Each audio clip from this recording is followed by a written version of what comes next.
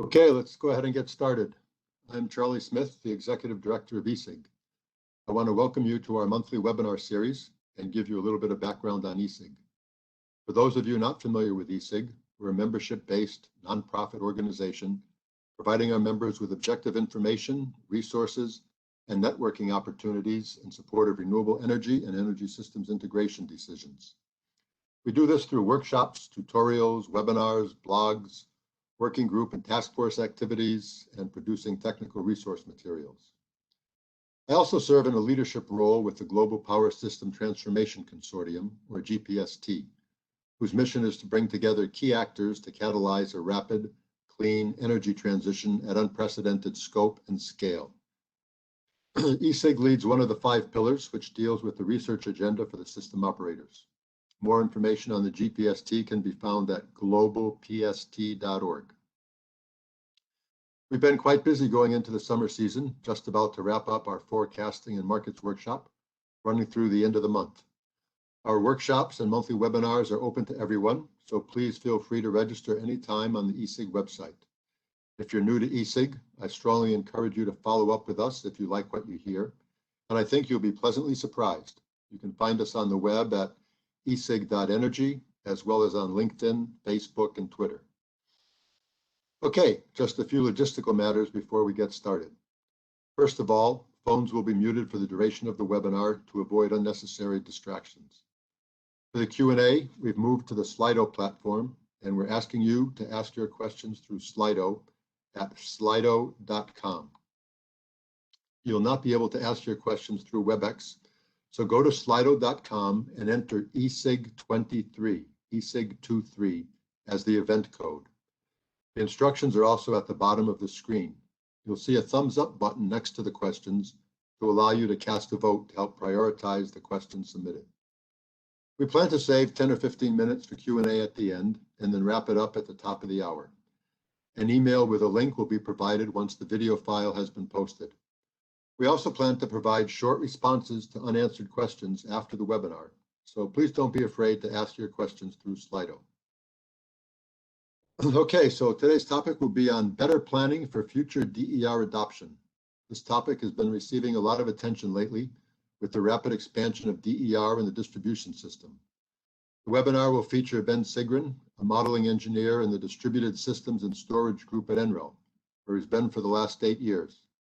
Some of you may know Ben as the technical lead for NREL's open source Distributed Generation Market Demand Model, or dGen, an agent-based model which simulates customer adoption of renewables, which is where I first met him. Today's webinar will focus on the data, tools, and analysis used for DER planning, including the dGen model. Ben brings a lot of good experience and insight, and I'm looking forward to a really interesting presentation and discussion. Just a short reminder once again to use Slido at slido.com with the event code of ESIG23 to ask your questions. Okay, without any further ado, let's go ahead and get started. Ben, we're very happy to have you here with us today, and I'll now turn it over to you. Thank you, Charlie, and good afternoon to everyone on the call today. I really appreciate you taking the time out of your day to meet with me. And I also just want to say I really appreciate eSig and all the good work, Charlie, that your organization is doing. I think it's a very important part of making information clear and accessible to the public and helping us in this energy system transition.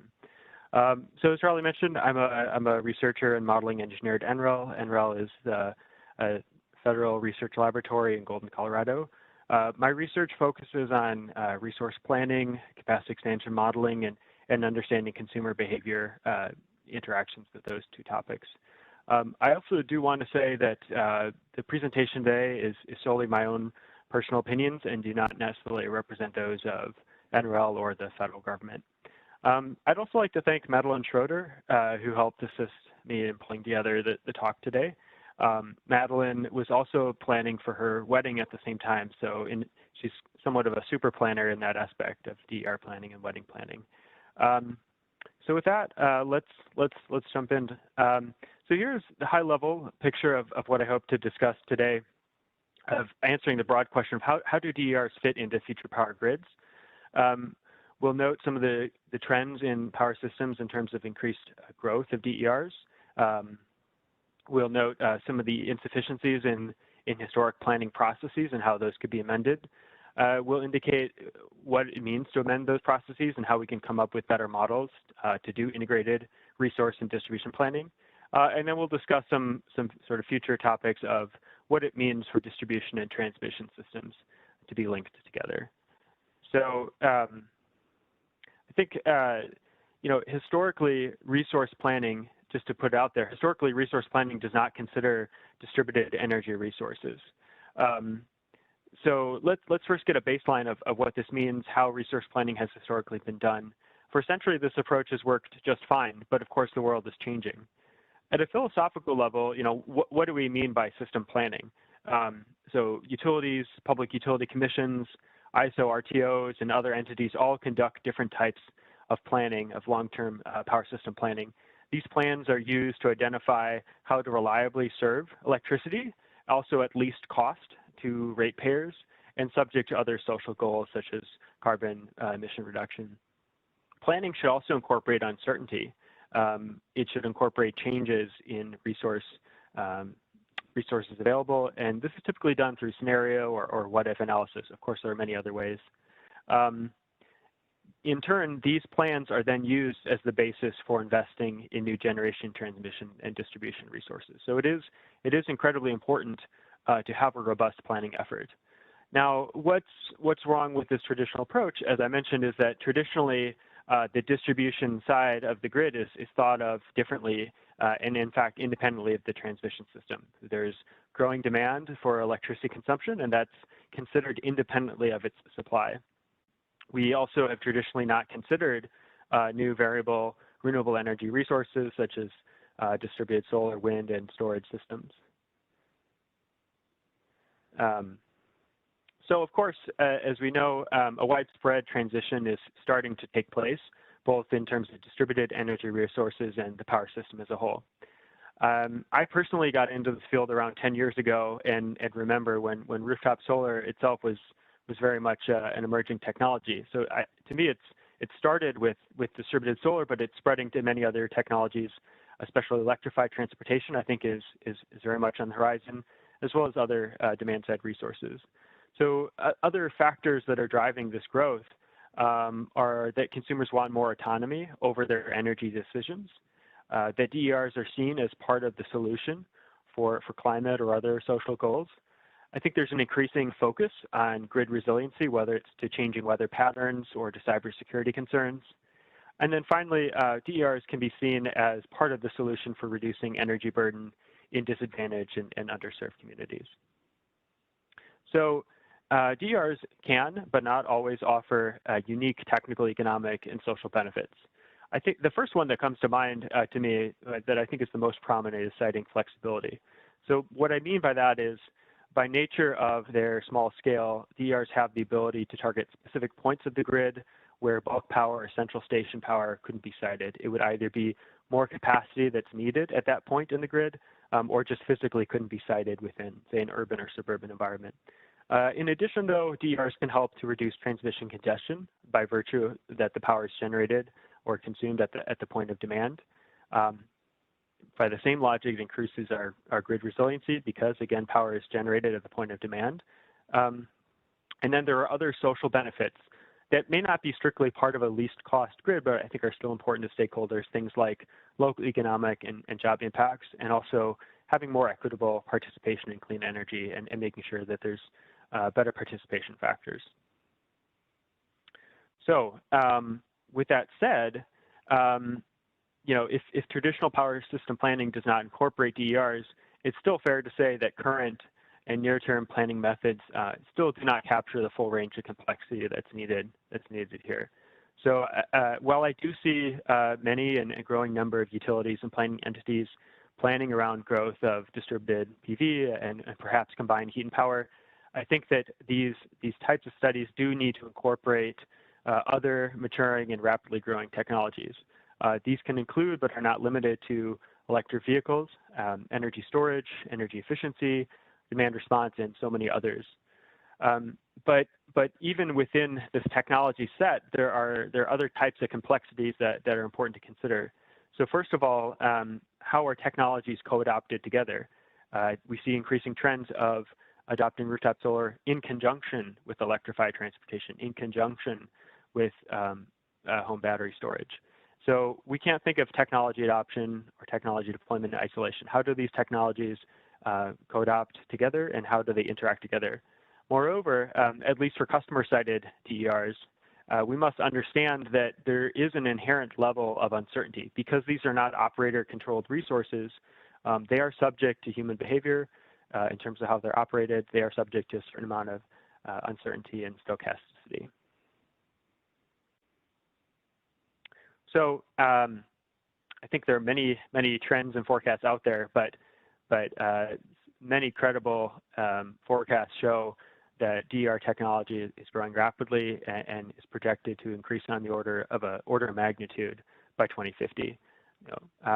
So we see especially strong growth in these three technologies, as I mentioned earlier: rooftop solar and other distributed solar technologies, electrified vehicles, whether it's light duty, medium, or heavy duty ones, and then of course behind the meter storage. So I think also in many cases, what may appear to be a linear trend in terms of deployment of these technologies is actually masking the early tail of an exponential or sigmoidal growth trend. So what may appear linear at first can very rapidly become exponential as the technology improves its relative advantage to other competitors and as it begins to diffuse into a population. So how does all that impact the electrical grid? So, while there are many opportunities and costs to consider, my personal opinion is that planners currently do not have the tools to fully consider all of these trade-offs, to fully consider what is the potential value of DERs to the system, because these have traditionally been very difficult to quantify because of the inherent linkage between distribution demand and supply, as well as the transmission system. So it's critical to consider, as I said, both the opportunities and costs of DERs and future power systems. These value streams can be difficult to assess in simplistic frameworks or ones that consider different parts of our energy system in isolation.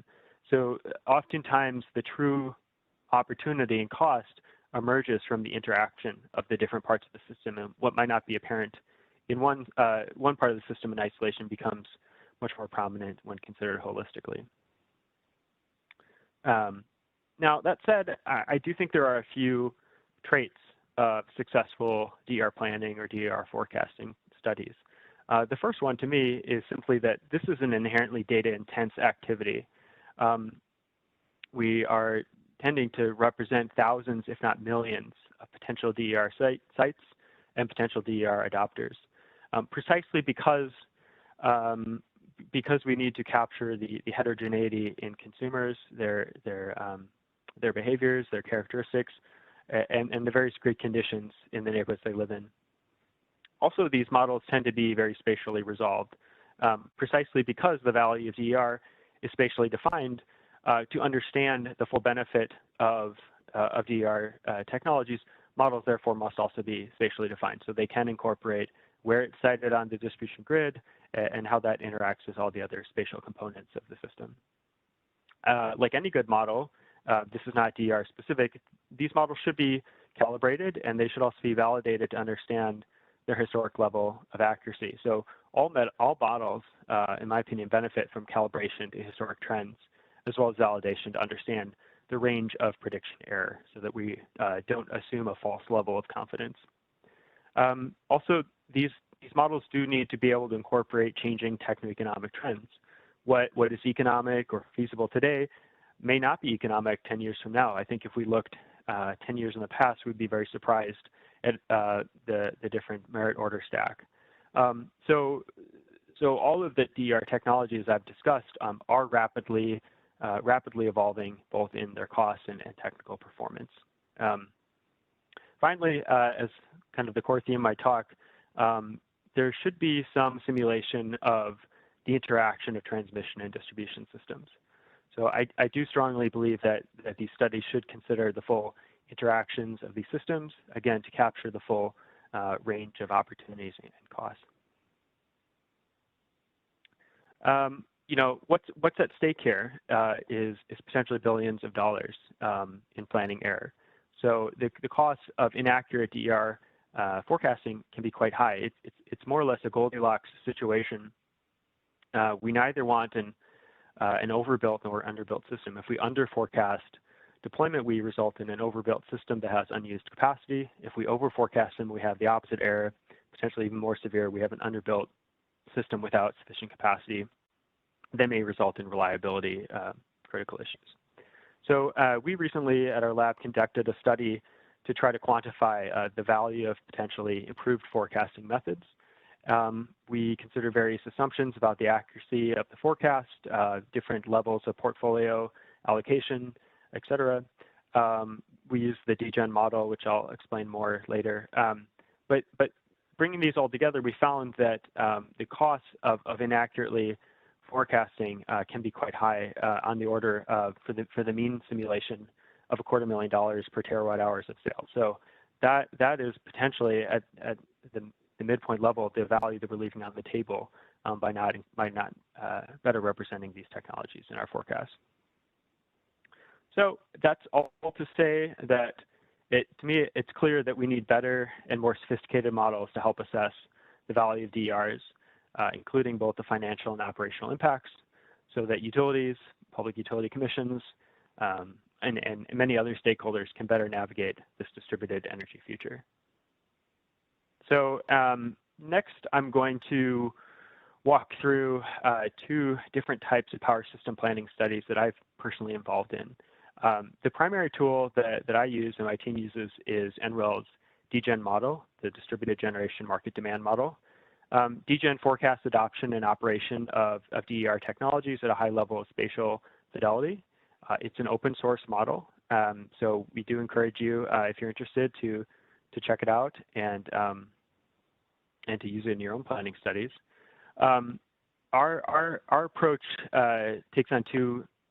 innovates in two ways. So first, we do lean into this idea of using spatial data. We use spatial data to define every DER system that we're simulating. And we also simulate it as an agent-based model, meaning that we simulate consumer decision-making and the interaction of all the different parts of the systems together. It looks like the bottom of the slide may have cut out, but if you're curious, the URL is our GitHub repository, github.com/NREL/dGen, DGEN. So again, we use a bottoms-up agent-based approach, and we use many types of data, and it depends on the type of study, the level of sophistication, the types of results that are needed for the particular study. But at its core, we consider sort of three layers of the potential. So first, understanding the technical potential or siting potential of DER technologies. This can be done either at the individual/household level or at a much more abstract statistical level. Next, of the set that are technical, we look at, are they economic to deploy? And this is also very scenario dependent based on the compensation style that's prevailing or future types of compensation. It can also involve interactions with the bulk power system to evolving wholesale power prices. And then finally, the set that's both technical and economic is what's used to conduct the adoption forecast, whether it's a behind the meter or front of the meter resource. So this framework is very customizable. It can be applied to really to any utility, and we've also adapted it internationally now to over 4 countries. So I personally see 2 archetypical types of DER planning studies emerging. And of course, it's not a firm distinction, but at the regional scale, the primary concern is thinking about the bulk power or the transmission system. At that level of resolution, say for an entire ISO, it's just not feasible today in terms of data or computation to model each end user individually.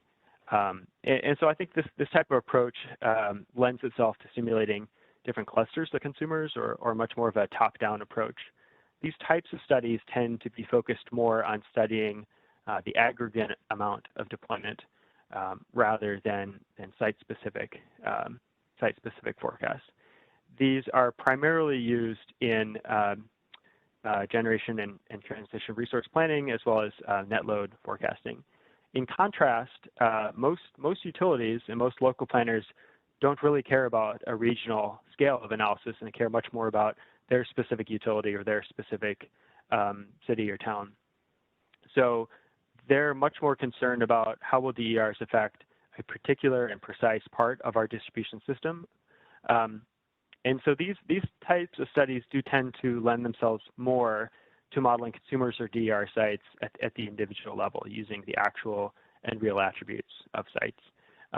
In turn, they are much more focused on the spatial pattern of deployment, the specific amount that's deployed for each distribution feeder, each part of the subsystem. So I'm going to walk through how we applied this framework in a recent high-profile study that NREL did with City of Los Angeles and Los Angeles Department of Water and Power. It's colloquially called the Los Angeles 100% Renewable Study, or LA 100. So this was a partnership between NREL and LA to study how can we feasibly reach 100% clean energy power system within the LA DWP service territory by 2045. So it was a top to bottom look at the bulk power system, the distribution system, customer resources, utility deployed resources, as well as many other facets, jobs, environmental justice, rate making, and so on. So, it's a rigorous study that's trying to integrate all these aspects together to understand what a coordinated, co-optimized power system looks like. What is the feasible set of pathways to 100% renewable energy, as well as least cost. So we applied dGen in this study to understand the potential for both behind the meter and front of the meter distributed energy resources. At the consumer level, our basic question was how much potential exists for customer adopted DERs. What is their participation in this future 100% clean energy grid by 2045? For each agent or each end user in the model, we modeled every unique end user or agent within the city of Los Angeles. And for each agent, we go through those three layers I mentioned earlier. So first, we use LiDAR data to assess either rooftop technical potential or land use availability for ground-mounted systems to ultimately assess DER technical potential. Of the set that's technically possible, we evaluated the economics of DER adoption subject to two main levers, changing levels of electrification, as well as changing types of DER compensation. And then finally, we forecasted growth trends in the model to these historic conditions. So importantly, each DER scenario is done in concert with these bulk power capacity expansion and production cost models. They shouldn't be done in isolation, in my opinion. So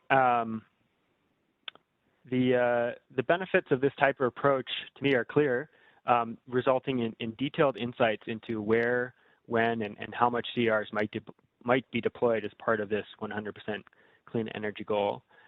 This figure shows a snapshot of some of the results of the DER portion of the study, comparing growth trends by scenario, but as well as by sectors and end users.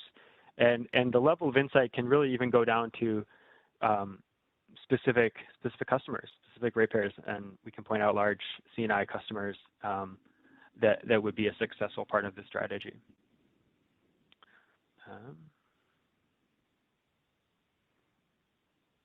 So that my prior slides were showing our method for forecasting customer adopted DERs, but of course these are not the only type of DERs that matter for planning. So we also looked at the opportunity for locally sited but non-customer owned resources. These could be resources that are intentionally deployed by the utility as part of a balance of in basin versus out of basin DER deployment.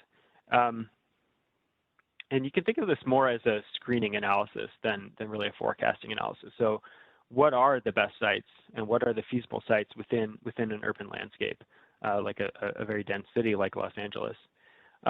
So instead of households, we screened every parcel of land within the city. And from there, we can assess, again, is it technically possible to cite DERs in the system? And if so, what's their economic opportunity? We can also further rank these sites by different factors, such as proximity to interconnection.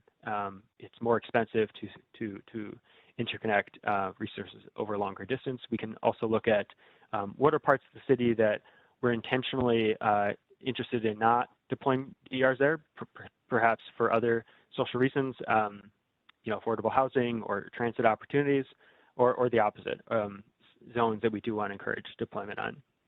So we found that there are literally gigawatts of potential for just for urban sited DERs within the city of Los Angeles, but it does require somewhat of a reimagination of the urban landscape. So we were particularly interested by the large opportunity for retrofitting parking canopies. I think Los Angeles has a strong reputation as an automobile city, an urban jungle, concrete jungle. And so we found that there's a substantial opportunity to co-locate parking canopy solar to retrofit these parking lots. So I think that's part of the overall synergy of all these different land uses.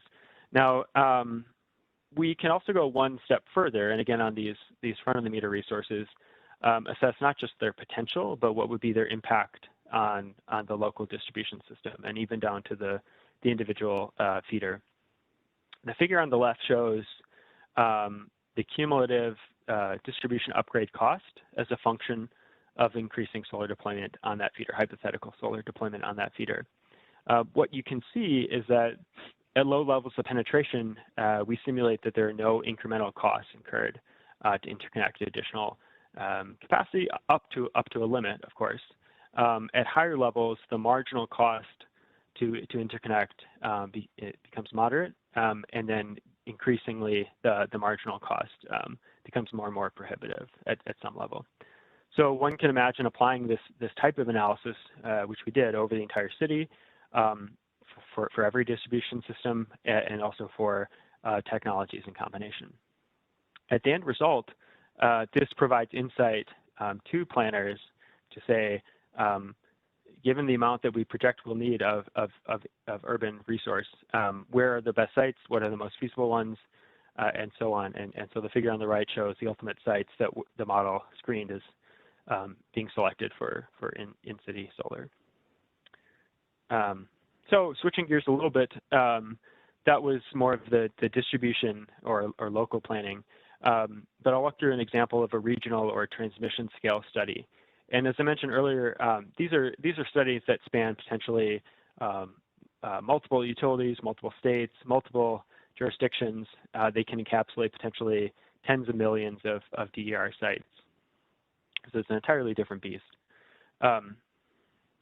So, as I mentioned earlier, transmission level forecasts are more traditionally used, I think, because there's a slightly lower level of resolution. They're used in integrated resource plannings, load forecasting, and other kind of big picture what-if types of scenarios. There's less of a focus on the predictive accuracy I've seen, and more on understanding the range of outcomes, potential tipping points, potential sensitivities to different market factors. Often these projections are highly dependent on policy assumptions, potential RPS compliance, sensitivity to federal policy, and so on. So these types of studies, so this figure here is an example of a study that was jointly done with NREL and the Mid-Continent Independent System Operator, or MISO. As you can see, and as many of you know, MISO's footprint is vast. I believe by land area, it's the largest ISO in the continental U.S., serving over a dozen states and some of the Canadian territories. So the potential for DERs in MISO are not equal in all parts. That's self-evident. There's a large variance in interstate resource quality, as well as electricity prices, types of DER compensation, other local policies that are there to support DER systems. But these types of regional studies can help to identify areas of expected growth, as well as to understand these intra-regional trends. What parts of MISO territory might see much stronger growth than others. So ultimately, this type of study was useful for MISO system planners to better understand how they can anticipate an evolving power mix within their territory and plan accordingly. All right. So now that we are starting to understand some of these more complex questions and sophisticated methodology, we're starting to understand the critical role that DERs can play in grid operations. You know, I think at this point of the talk, I would be remiss not to point out that there are significant costs to DERs, and they're not, I don't consider them to be the dominant source of, I don't think that the power system will evolve to be only comprised of DERs. It truly is this balancing act between distribution-sided resources and transmission-sided ones. There's still important challenges to reduce costs, especially in comparison to utility scale or bulk power resources. These debates often turn acrimonious based on our own technology set preferences. They're often framed as bulk power renewable energy or bulk power energy versus distributed scale. So I don't think it's a question of or. I think it's more of a question of and. It's what combination of the two is the best mixture. I think a very interesting study, I believe it was showcased as an ESIG webinar a few months ago, was done by the consultancy Vibrant Clean Energy in Boulder, Colorado. And they, in fact, found a breakthrough in terms of that there actually is a symbiotic relationship between bulk power and distributed power. They found that when considering these two systems in combination, endogenously together, they found that DERs can reduce costs across the entire electricity system compared with an alternative that is only transmission level power. They can contribute to providing resource adequacy, reliability, and resiliency services. So in particular, they found that deploying storage and distributed solar in the distribution grid can add vastly more value than deploying it in the transmission system alone. When the transmission and distribution systems were allowed to communicate and interoptimize, there's a lot more flexibility in the system, and therefore demand can be shaved and adjusted in ways that are substantially beneficial for reducing system costs. So, you know, the benefits of DERs in this type of coordinated transmission distribution system appear to be substantial. I think we need more studies along this line. We need more verification of controversial statements, but the premise and the promise seems to be clear. So when acting in partnership, we find that DERs can help intelligently reshape load, making that net load profile much easier to serve by bulk power systems. DERs, therefore, are an important source of flexibility to the power system. This coordinated flexibility, therefore, helps to reduce transmission congestion, lower marginal costs within the system, and ultimately, in their study, resulted in literally billions of dollars of power system savings compared to a bulk power only system. So this is my philosophical part. Clearly, there is a large opportunity for DERs, but I still see large and important challenges. And I think since this is ESIG, I think it's my soapbox to speak about what I see as some of these grand challenges. So I would posit to the community that there are 4 grand challenges that still need to be solved for DERs to realize their full potential. The first, as I mentioned earlier, is just continued cost and therefore technology advancement. DERs are not inherently or even infinitely better than the alternatives. Within all of this, there's always a trade-off of what is what is the technology set that can be developed at least cost and maintaining reliability and other social goals. There is a continued need for continued cost reduction, especially in relationship to alternatives. By that, I especially mean utility scale resources. I think furthermore, if you look at long-term aspirational studies, whether it's the Vibrant Clean Energy Report, other sort of national decarbonization or international decarbonization studies, these studies always seem to include some rosy picture of future technologies. They assume technologies that either don't exist yet are available, or that are just in their infancy today are widespread. So I think that to realize that future, we have to keep on the path. We have to continue, and we can't be complacent. Second challenge is digitizing the system. So just as our methods historically have not included DERs, there are still fundamental data and digitization challenges. I think that these most prominently include digitizing distribution systems, because many distribution systems are still analog in the sense that they're not fully digitized into planning models. But more deeply, we need more sensors, we need more controls, we need better ways of conveying price signals to each device within the system. And I think the goal here is to think about decentralized systems that can act in concert for the greater grid benefit and not antagonistically. It's my main theme. We need to continue to harmonize transmission and distribution systems. So to realize the benefits of DERs and bulk power, both sides of the grid need to act in concert. They can't be thought of as independent. They can't be one side of the glove ignoring the other side. Within the Vibrant Clean Energy Report, this was assumed, but again, it doesn't exist today. It doesn't exist at the level of frictionless integration that these models presume.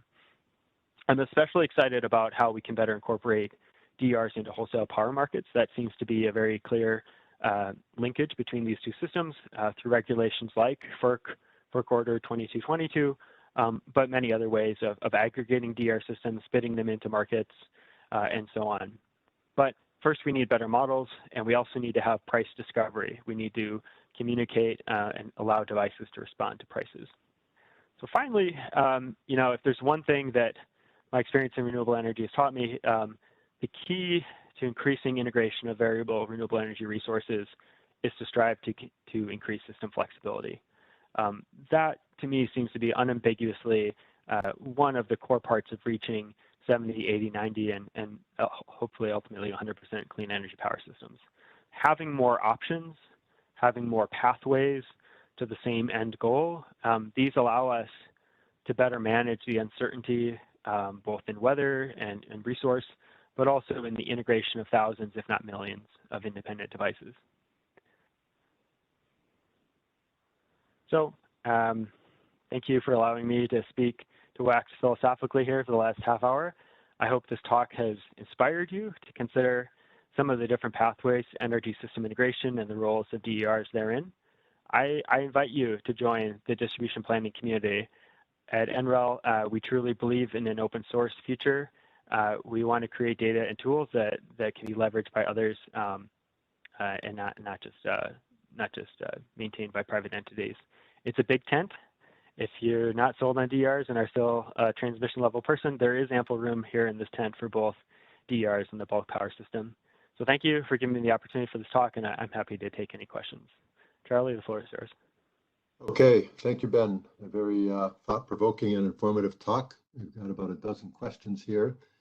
And I want to remind those of you on the call that we will be following up with any questions we don't get to during the Q&A, so don't be afraid to submit some more. And also, if you would like to vote up any of the questions, there's a thumbs up button next to the questions that allows you to cast a vote to increase their priority. So Ben, a couple to get started off here. What is your view of the role of social science in DER planning in general and your own work in particular? Right. Thanks. I think that's a great question. It's a very broad one. So I think, so first of all, I want to disambiguate that when I say distributed energy resources, they're sort of popularly thought of as consumer adopted devices. I think that that is a large segment, but of course, distributed resources can mean non-customer adopted and most literally just devices that are connected to the distribution systems. They could be deployed by sort of non-consumers, utilities that are maybe acting under a more predictable set of actions. But within I think within the behind the meter space, social science is a critical part because these are devices that are adopted by consumers. Their motivations for doing so may not be purely rational. They may not purely be based on maximizing their economic utility. And I think also it goes beyond the planning to the operations side. So once a device is adopted, how is it actually operated? And so one anecdote of that I think is especially interesting is thinking about electric vehicle charging or energy storage. So what is that balance of, say, participating in markets, receiving revenue for allowing my DR device to participate in a market versus, in the case of storage, how might I intentionally choose to withhold power to have self-backup power? So I think that's something that we do need social science for, to understand what are the characteristics of the technology that matter, how do they influence the forecast, and then I think, again, this third leg that's even more important is once the devices are adopted, how are they actually operated? And these are not trivial things. And this is where deterministic or least cost models can break down. Least cost models just tend to not do very well in incorporating consumer behavior, and so we have to think about a more expansive framework. So, I guess specifically, have you got any social scientists working on this problem at NREL, or is it just kind of a recognition of the importance of the social science considerations? Sure. No, we certainly do. I don't consider myself a pure social scientist. I've dabbled. I have a physics background, but we do have social scientists on our team and at the lab more broadly. As I said, I think some of the problems that they're working on are we do a lot of surveying to understand technology choice and preference, understanding how consumers weigh and perceive the different attributes of technology. It especially appears to come up in transportation studies of consumer preferences for when they charge and where they charge, their transportation patterns.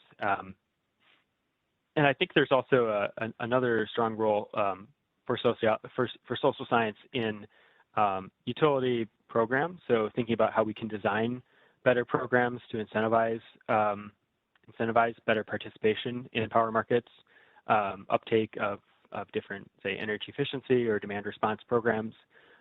So those are all some of the problems that our scientists are working on. Okay, good. Glad to hear that. I'm going to ask a related question, Ben. That's not the next one, but I guess it's the third one down. Does your model include irrational or non-economic consumer behavior? I think it's very related to the question we just discussed. Yeah, it does. It does include that. And I mean, I'd be misleading if I said we feel like we fully understand this picture. I think there's still a lot of work to be done on how do we parameterize these models. What is the ratio of rational or irrational? I guess I don't, not to offend the questioner, but I don't necessarily see these in terms of rational or irrational. I think that prices and revenue are not the only attribute that matter to households. So something may be fully rational within our own internal perspective, but may not be perceived or valued in the same way by others. But anyways, yeah, we do include non-economic drivers of adoption. So I think a few that I had seen in my work that have seem to have predictive significance are, well, the main one is pure effects. So we know study after study has shown that proximity to other technology adopters increases my probability of adopting a new technology. And that influence from our peers can come from both social and spatial influence. So it can come from social interactions, my friends, my neighbors, my family teach me about their technology interactions, as well as just physically seeing more rooftop solar in the neighborhood. So both of those help to de-risk the technology in a consumer's viewpoint. So peer effects, a lot of my talk was about economics and markets, but environmental benefits are also a driver of action, and the degree to which people want to be good stewards of the environment, do their part to lower their carbon footprint. And then the third is kind of going to the classic diffusion of innovations framework of, we know that new technologies tend to be adopted by what are called innovators. So folks that are the first to adopt a new technology, that those folks tend to value more of the technology attributes rather than the economic or relative advantage attributes. Okay, good to know that you're looking at all aspects of that. Okay, here's a very popular question, and one that I hear all the time when I talk with utilities about DER. What do you think is a good business model for utilities to promote DER? Usually, or often it's couched in terms of, why should I promote DER? It's just going to take away my revenue. I'm gonna have to be careful in how I answer that one, Charlie. I do. Go ahead, you know, you're among friends. Yeah. Okay. Okay. I mean, I don't know if I have the answer to that. I think it is, perennially part of this debate about what is the role of customer-sided resources versus utility procured ones. I see a balance between the two. I still, believe in markets and prices. I feel that if we can better discover what the real value and opportunity costs are and communicate those, then that is a bridge that can bridge the two worlds of what is beneficial for the utility can also therefore be beneficial for the ratepayer, as well as all the other ratepayers that aren't adopting technologies like rooftop solar. So, I think that's one. Of course, there are many other business models. There's been interesting growth in utilities becoming a provider of DERs, whether it's renting rooftop space or incentivizing consumers to adopt DERs in particular parts of the grid that are stressed. That can also be a win-win, where the value of additional DERs can outweigh the revenue loss.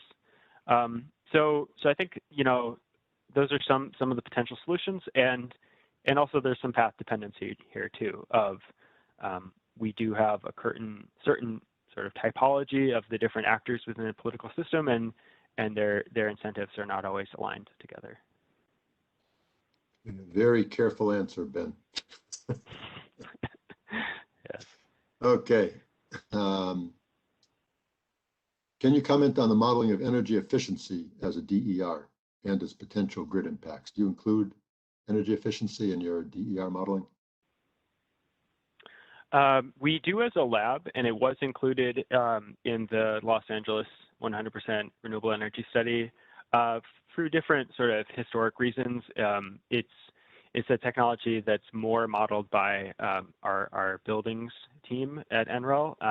This is the team that does Open Studio, and they have other tools. Some of them are called ResStock or Comstock, that are used to both simulate the energy use of a particular building, as well as how its use would change with different implementation of energy efficiency measures.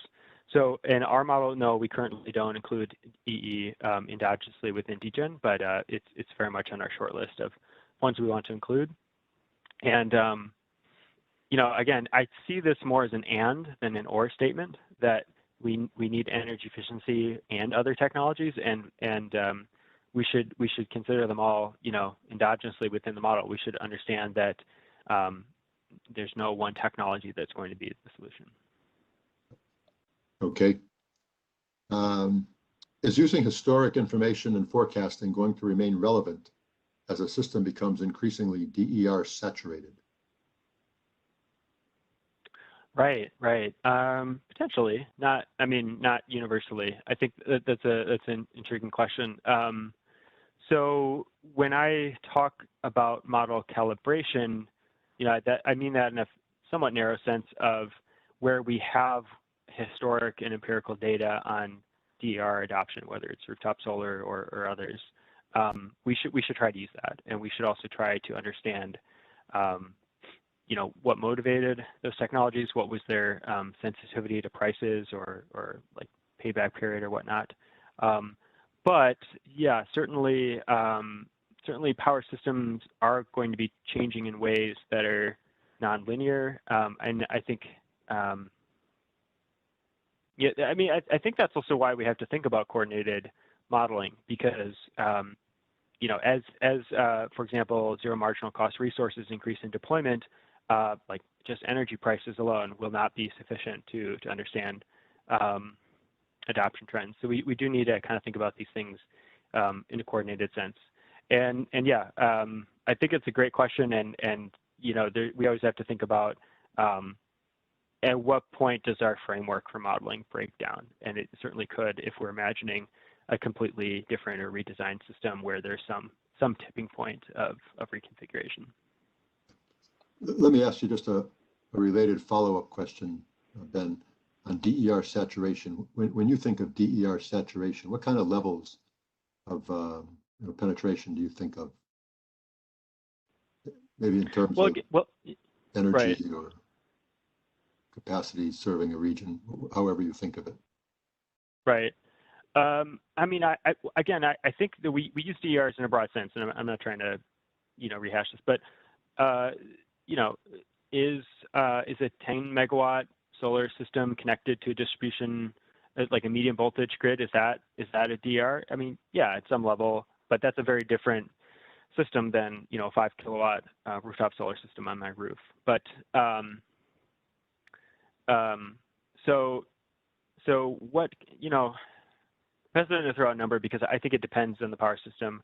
Many parts of the grid have, very different types of resources that are available. MISO, for example, has a great wind resource and pretty good solar resource.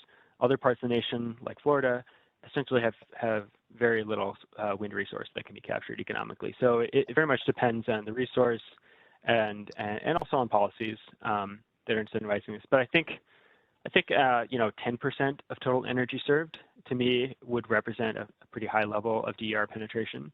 But it very much depends on historic conditions. Okay. The next question is related in terms of high penetration.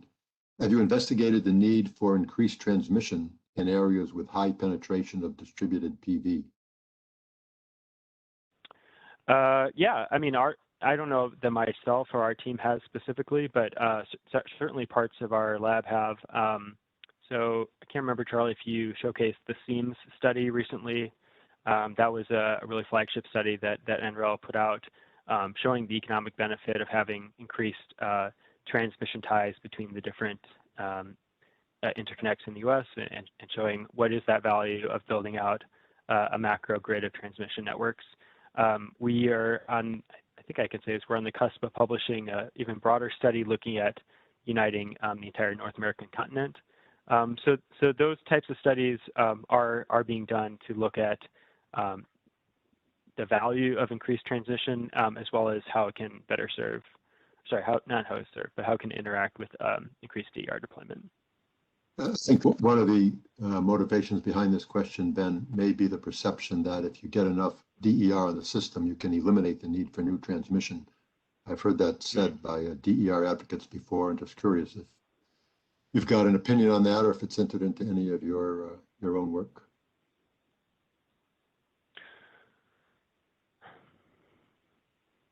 Well, I mean, I don't know if it's an opinion as much as we have different goals, right? I mean, I mostly in our planning, we are looking for how can we reliably serve energy at least cost, and what least cost means depends on a lot of these factors, like what is the relative cost of distributed resources versus non-distributed resources. It's just a fact that larger solar systems cost less per watt than smaller ones, and that's almost a law of nature, I would say. But I think I do recall the Vibrant Clean Energy report showing, again, that it's increased transmission benefits both sides. So just having more DERs doesn't replace the need for transmission, and doesn't replace the need for utility scale resources, that they work in conjunction together. Yeah, that was an interesting study, that especially the one that looked at the co-optimization of the transmission and distribution expansion. It showed more DER and more transmission and lower cost overall. Some really interesting insights came out of that. Right, okay. right. Thanks for that. Getting to, is there work underway to model thermal heating and cooling DERs? Thermal DERs, heat pumps, thermal storage? Yeah. Again, I have to plead that at the moment we don't have that capability, but it's very much on our short list of technologies that we want to add. And we just put in a proposal to the Department of Energy to add those functionality. So hopefully it gets funded. And yeah, I mean, just as a personal note, I mean, I've spent a lot of my time on solar and wind, and I'm excited to start thinking about some of these other technologies, transportation, storage, thermal technologies, smart appliances. I just, as they become more, as the price point becomes more relevant and increased deployment, I think, they're just an increasing part of the power system. Yep. Okay, one for the future. Yep. Are there any ways to generalize the results of your detailed modeling studies like LA 100 to larger geographical areas, state, regional, national? Can you extrapolate this at all, or are they all the territories very different? No, I do think there's certainly parts that are generalizable, and I should say that at least in the tools that I talked about, especially dGen, dGen is designed to be run for any and every county in the continental U.S. So it is already configured to represent each utility in those counties. So, the generalization, I think, are some of the points I try to make through the slide, that what is generalizable is increased power system flexibility is an important part of integrating more renewable resources, that we need better price integration between these two sides of the transmission distribution system. And I mean, we do see a lot of variance in the level of penetration, say between Hawaii and other parts of the U.S. or California and so on. And these are often very policy driven. I mean, the price of electricity in some states can be 2 or 3x higher, the retail price. So that is very much a driver of customer sided growth. Okay. All right. Do you see ways for dGen models to be running in real time to help market participants determine shadow settlements or markets that do allow DERs to bid?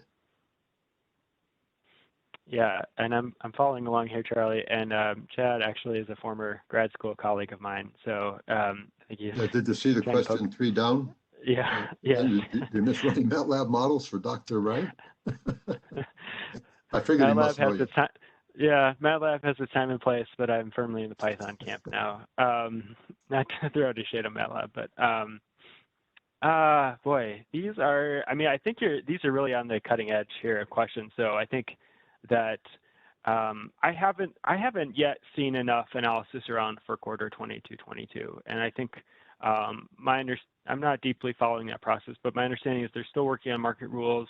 They're still working on the role of DR aggregators, how they bid in to these services, what services they can participate in. So I think that these models certainly can be applied in these contexts. I think there's not enough maybe volume there yet, or transparency on what participation looks like in wholesale markets. Okay, and let's go with the next one from Chad as well on dGen modeling. DERs providing ancillary services within a market context. Do you have any ancillary service features in dGen? Is it all energy or? Well, that's something that we're working on, not at the moment. So I talked briefly about front of the meter resources. So at the moment, behind the meter resources, their compensation is independent of ancillary services, right? It's just reducing retail electricity bills. Now, once FERC Order 2222 becomes much more widespread, that may change, and the compensation style may unbundle from a single retail tariff to how it can contribute to a variety of services, just as we see in wholesale markets today. And I think, but on the front of the meter side, that is already starting. Front of the meter resources that are not directly serving load, and depends on the market structure, do very much contribute to these different value streams. Okay. All right, it's top of the hour, so I think we're going to need to wrap it up. Ben, I want to thank you for this really helpful presentation, and especially for fielding all these questions. I hope everybody got something out of it. I know I certainly did. As I mentioned earlier, an email will go out once the video file has been posted, and we'll answer the questions we didn't get to and get the answers posted as quickly as possible. We appreciate your engagement and look forward to seeing you again at our July webinar on electrification and industrial sources of system balancing flexibility. Further information on all of our webinars and meetings can be found on our website at www.esig.energy under events, and in our newsletters and informational emails, and you're all invited to attend. Ben, thank you once again for this very timely and informative webinar, and thank all of you for your interest. We look forward to seeing you again in the near future. In the meantime, everyone, take care, stay safe, and thanks for your participation. See you soon.